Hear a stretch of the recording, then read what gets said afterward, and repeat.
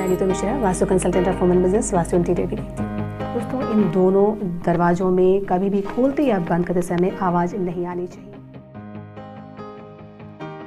भूत प्रेत पिशाच है दक्षिण दिशा का, जो आपको इतना डराता है और परेशान करता है।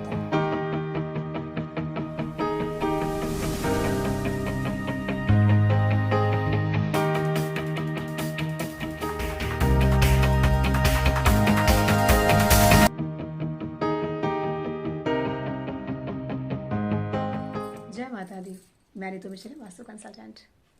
दोस्तों, हम अपने घर के वास्तु पे बहुत ध्यान रखते हैं। नेट पे सर्च करते हैं, गूगल पे देखते रहते हैं कि हमारा किचन कहाँ होना चाहिए, हमारा टॉयलेट कहाँ होना चाहिए, हमारी सीढ़ी, हमारा बेडरूम, हमारा टेम्पल प्लेस, हमारा स्टडी प्लेस, हमारा गेस्ट रूम कहाँ होना चाहिए, हम ये देखते रहते हैं।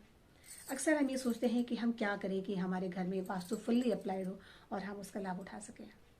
दोस्तों, इन सारे स्थानों को हम इतनी ज़्यादा महत्वता देते हैं, जो कि ज़रूरी भी है। इसके साथ साथ कहीं ना कहीं हमारा जो छत होता है, हमारे घर की जो छत होती है दोस्तों, वो उपेक्षित हो जाती है। उसके वास्तु को हम गंभीरता से नहीं लेते हैं। लेकिन दोस्तों, ये सही नहीं होता। आपके घर का हर एक हिस्सा बेहद महत्वपूर्ण होता है और हर एक घर के हर एक कमरे का वास्तु भी बहुत इम्पॉर्टेंट होता है। उसकी अपनी एक वैल्यू होती है। दोस्तों, हर एक चीज़ जो आपके घर में विद्यमान है, उसकी अपनी एक एनर्जी फील्ड होती है और वो उसके अनुसार अपने नेगेटिव या फिर पॉजिटिव इफेक्ट आपके पर अवश्य डालती है। दोस्तों, आज मैं आपको घर की छत की वास्तु के बारे में बताऊंगी, जो कि बहुत महत्वपूर्ण होता है और इसे हम बहुत हल्के में लेते हैं। लेकिन दोस्तों, ये आप पर उतना ही प्रभाव डालता है जितना कि आपके घर का बाकी स्थान, यहाँ की किचन, टॉयलेट, सीढ़ी एक्सेट्रा ऑल चीज़ें। तो आज दोस्तों, मैं आपको छत के बारे में बताने वाली हूँ, क्योंकि वो भी वास्तु फ्रेंडली होना ज़रूरी होता है।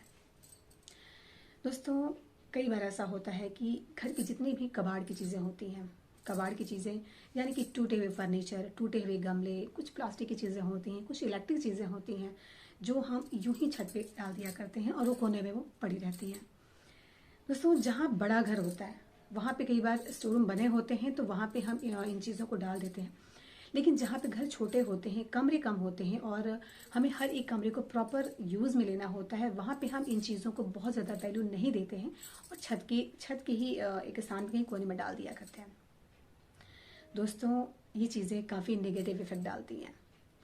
सबसे पहले दोस्तों, तो मैं ये कहूँगी आपसे कि जो कबाड़ है उसे रखना ही क्यों है। अगर टूटे हुए फर्नीचर हैं तो उसे क्यों रखना है। अगर गमले टूट गए हैं तो उन्हें क्यों रखना है। आप इन्हें फेंकिए। पुराने कपड़े, पुराने शूज किसी गरीब को दे दीजिए, किसी को दान कर दीजिए। घर में इकट्ठा करना सही नहीं है। दोस्तों, पानी से भरा हुआ ग्लास अगर है आपके पास, तो आप उसके ऊपर शुद्ध जल, पवित्र जल कैसे डाल सकते हैं। तो पहले उस ग्लास को खाली करना ज़रूरी होता है। ठीक इसी प्रकार सबसे पहले अपने घर की जितनी भी नेगेटिविटी वाली चीज़ें हैं, उनको घर से बाहर करें।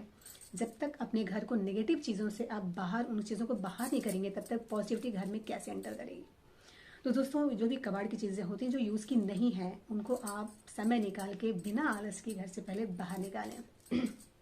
इसके अलावा दोस्तों, कुछ चीज़ें ऐसी होती हैं जो रोज़मर्रा के काम की नहीं होती, लेकिन हमारे काम की होती हैं और हम उन्हें फेंक नहीं पाते या हम उसे बाहर नहीं निकाल पाते। उन चीज़ों को हम कहाँ रखें। दोस्तों, अगर स्टोर रूम है तो डेफिनेटली आप स्टोर रूम में रखें, वो बेहतर है। लेकिन अगर आपके पास जगह की समस्या है, आपके पास कोई ऑप्शन नहीं, मजबूरी है और छत पर ही रखना है, तो दोस्तों आप छत पे इन चीज़ों को कहाँ पे रखें, कैसे रखें, ताकि ये आपको नुकसान ना पहुँचाएं और वास्तु दोष क्रिएट ना करें, इसके बारे में मैं आज आपको जानकारी देने वाली हूँ। क्योंकि दोस्तों, आपके घर का हर एक हिस्सा महत्वपूर्ण होता है और हर एक हिस्से का अपना एक वास्तु होता है, जो बेहद प्रभावकारी होता है। दोस्तों, यदि कोई चीज़ ऐसी कोई चीज़ आपके घर में है जो रोज़मर्रा के काम की नहीं है लेकिन काम की है और आपको रखना है, मजबूरी है, तो आप दोस्तों उन चीज़ों को घर की छत के साउथ वेस्ट या फिर साउथ वेस्ट के एरिया में रखें और व्यवस्थित रखें। दोस्तों, तब कबाड़ ज़्यादा हो जाता है जब उसको हम अस्त व्यस्त और बिखेर के फैला के रखते हैं, तो वो ज़्यादा नुकसान देता है। दोस्तों, जो चीज़ें काम की हैं उनको आप वहाँ पे छत पे साउथ वेस्ट या फिर साउथ वेस्ट के एरिया में रखें, लेकिन व्यवस्थित करके सलीके से रखें, जो कि दिखने में भद्दा ना लगे और उसमें बहुत ज़्यादा नेगेटिविटी क्रिएट ना हो। इसके अलावा दोस्तों, मैं हमेशा बोलती हूँ घर के नॉर्थ और ईस्ट के एरिया को हमेशा नीट एंड क्लीन रखें, साफ रखें, हल्का रखें। ये आपको काफ़ी लाभ देता है। तो दोस्तों, घर की छत का भी जो नॉर्थ और ईस्ट का एरिया है उसे भी आप नीट एंड क्लीन रखें, साफ रखें और उनको आप हल्का रखें। दोस्तों, कई बार हम साफ़ सफाई के मामले में भी घर की छत को उपेक्षित कर देते हैं। ये सही नहीं होता। दोस्तों ये चीज़ें नुकसान देती हैं, तो घर की छत की साफ सफाई पर भी प्रॉपर ध्यान रखना बहुत ज़रूरी होता है। दोस्तों कई वास्तु दोषों का एक बहुत अच्छा और कारगर इलाज होता है तुलसी का पौधा।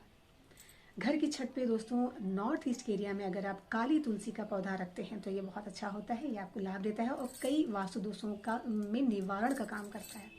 इसे अवश्य रखें। इसके अलावा दोस्तों तुलसी के पौधे के अलावा कुछ एयर क्लिनजिंग प्लांट्स होते हैं, उन्हें भी आप नॉर्थ ईस्ट या फिर नॉर्थ ईस्ट की तरफ अगर रखते हैं तो आपकी छत पे भी पॉजिटिविटी का प्रसार होता है। और पॉजिटिविटी दोस्तों किसे नहीं चाहिए, सभी को चाहिए, क्योंकि इससे तो हमें लाभ ही मिलता है। तो दोस्तों नॉर्थ ईस्ट के एरिया में या फिर नॉर्थ या फिर ईस्ट में आप एयर क्लिनजिंग प्लांट रखें, नेट पे देखेंगे बहुत मिल जाएंगे, आप इन्हें रखें। तुलसी का पत्ता ज़रूर रखें और ध्यान रखें तुलसी सूखने ना पाए, क्योंकि अगर आपके घर में वास्तु दोष ज़्यादा है, छत पे वास्तु दोष आपने ज़्यादा फैला रखा है, तो डेफिनेटली आपके यहाँ की तुलसी पनप नहीं पाएगी, दिक्कत होगी। तो आपको इसका ध्यान रखना है कि लगातार आप ध्यान है कि वो सूखने ना पाए और हरी भरी रहें। इसके अलावा दोस्तों एक और चीज़ मैं कहना चाहूँगी और वो ये है कि छत को हमेशा अंधेरी में ना रखें। दिन में तो उजाला दोस्तों रहता ही है, लेकिन रात में भी आप एक छोटा सा बल्ब जला सकते हैं ताकि छत पे बिल्कुल अंधेरा ना रहे, थोड़ी रोशनी वहाँ भी होनी बहुत ज़रूरी है। तो दोस्तों इन छोटी चीज़ों का ध्यान रखें, क्योंकि छत का वास्तु भी बहुत इफेक्ट करता है, तो आप इसको हल्के में नहीं ले सकते, उपेक्षित नहीं कर सकते, इसका भी नेगेटिव इफेक्ट आपको ही मिलेगा। तो इसका ध्यान रखें और जो चीज़ें मैंने बताई हैं उन्हें फॉलो करें। अगर कोई चीज़ें आपको रखनी है, मजबूरी है, तो आप इन्हें साउथ वेस्ट या फिर साउथ वेस्ट एरिया में रखें, व्यवस्थित रखें, तरीके से रखें, फैला के नहीं रखें। और इसके अलावा नॉर्थ ईस्ट एरिया को नीट एंड क्लीन रखें, छत को भी नीट एंड क्लीन रखें, तुलसी का पौधा लगाएं, एयर क्लिनजिंग प्लांट्स रखें। इन छोटे छोटे वास्तु के जो टिप्स होते हैं इनको अपनाएं और वास्तु का लाभ उठाएं। दोस्तों आज के लिए बस इतना ही। उम्मीद है आपको वीडियो पसंद आया होगा। अगर पसंद आया तो चैनल को सब्सक्राइब करें, लाइक एंड शेयर करें। दोस्तों बहुत जल्दी मैं ज्योतिष और कर्मकांड से संबंधित एक और चैनल बनाने वाली हूँ, जिसमें कि मैं ज्योतिष की छोटे छोटे मगर बहुत इंपॉर्टेंट टिप्स भी दूंगी और कर्मकांड यानी पूजा से संबंधित जो कर्मकांड जो चीज़ें होती हैं उनके बारे में बताऊंगी। क्योंकि दोस्तों कई बार ऐसा होता है कि हम पूजा पाठ तो करते हैं या फिर ज्योतिष की कुछ ऐसी चीज़ें होती हैं जिनसे हमें जो हमें काफ़ी प्रभावित करती हैं। अगर आपकी कुंडली में ग्रह बहुत अच्छे भी हैं, लेकिन अगर आपकी दिनचर्या सही नहीं है, आपका रूटीन सही नहीं है, आपका विचार आचार और व्यवहार सही नहीं है, तो कई बार अच्छे ग्रह जो हैं, जो हमारी कुंडली में अच्छी स्थिति में भी होते हैं, अच्छे परिणाम देने वाले होते हैं, वो भी हमें अच्छे परिणाम नहीं दे पाते हैं। तो आपकी वो कौन से व्यवहार है, वो कौन सी दिनचर्या है, वो कौन से आपके रूटीन है जो सही नहीं होते हैं, जिनसे आपको काफ़ी नुकसान होता है ज्योतिष के पॉइंट ऑफ व्यू से, प्लस कर्मकांड भी मैं इसके बारे में आपको टिप दूंगी। तो जो भी इंटरेस्टेड हैं वो उसको सब्सक्राइब कर सकते हैं। तो दोस्तों आज के लिए बस इतना ही। यदि कोई समस्या वास्तु संबंधित है, आप उसे जोड़ना चाहते हैं और अपनी समस्याओं का समाधान प्राप्त करना चाहते हैं, तो ऑनलाइन बिजनेस के द्वारा मुझसे जोड़ सकते हैं। तो दोस्तों आज के लिए बस इतना ही। आने वाली वीडियो में एक नए टॉपिक के साथ मैं नीतू मिश्रा बहुत जल्दी मिलती हूँ। तब तक के लिए स्वस्थ रहिए, प्रसन्न रहिए, मुस्कुराते रहिए। जय माता।